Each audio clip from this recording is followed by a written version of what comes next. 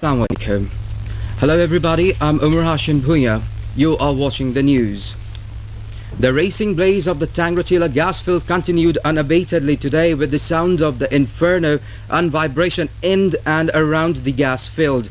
The pressure of the gas has increased further since last night, pushing the flame go farther high. Now the blaze is visible from 20 to 30 kilometers away.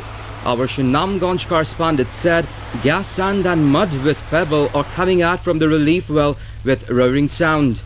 Bubbles are coming up at an increasing rate in the vicinity. Meanwhile, the people have abandoned the area for a safer place. A monsoon low pressure over Northwest Bay and adjoining areas moved north-northwestwards, concentrated into a land depression, and now lies over Gangetic, West Bengal and adjoining Bangladesh. Steep pressure gradient associated with the land depression persists over North Bay, said a special bulletin of the Met Office.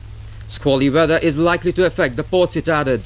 Maritime ports of Chittagong, Cox's Bazar and Mongla have been advised to hoist local cautionary signal number 3, repeating local cautionary signal number 3. All fishing boats and trawlers over North Bay have been advised to remain close to the coast and proceed with caution. Iraqi Prime Minister Ibrahim al-Jafri says 2 years will be more than enough to establish security in his country. Mr. al-Jafri spoke yesterday in London following talks with British Prime Minister Tony Blair, who said Britain would stay in Iraq. Mr. Jafri said his 2 years time frame depends upon the development and training for Iraqi security forces and establishing control over the country's porous borders.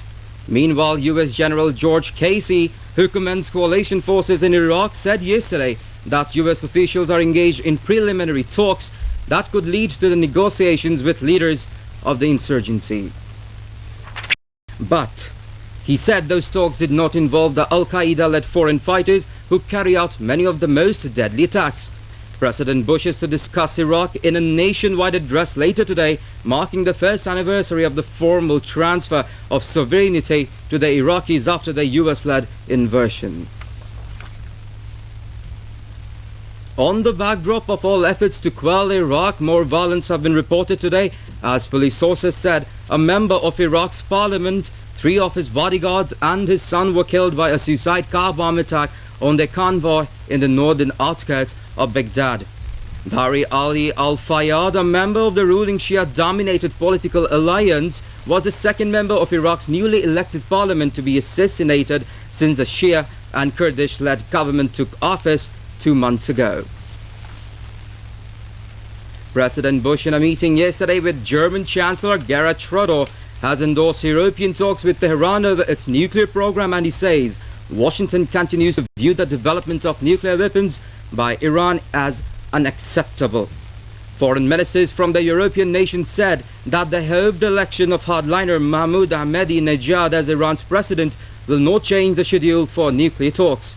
Mr. Ahmadinejad has said his country will hold talks with Britain, France and Germany, but Tehran will continue to insist it has the right to develop nuclear technology for peaceful purposes.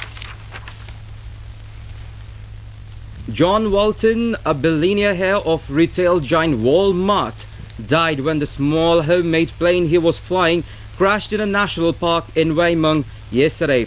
Walton's plane crashed shortly after taking off from Jackson Hole Airport in Grand Teton National Park. Meanwhile, a small plane crashed into the sea off the coast of Connecticut yesterday, killing all 4 people on board, including 2 Australian tourists.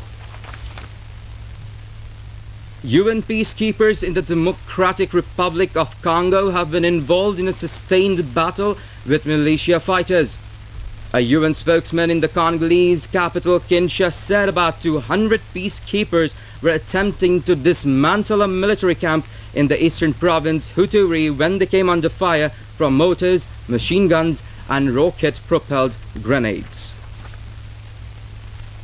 Now sports, and first football. Mohammedan Sporting Club will take on Farashganj in the Premier Division Football League of the Premier Bank in Dhaka today. In yesterday's play, Brothers Union defeated Mukti Jodha Shangchut Krira Chakra by 3-1 goals.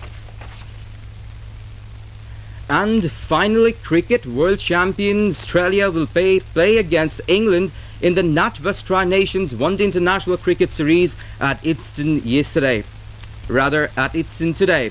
The host England confirmed their berth in the final match of the series, defeating Bangladesh in last Sunday's play. That's all for now. Don't forget to watch our next news headlines at 4 p.m. in Bangla. Allah Hafiz.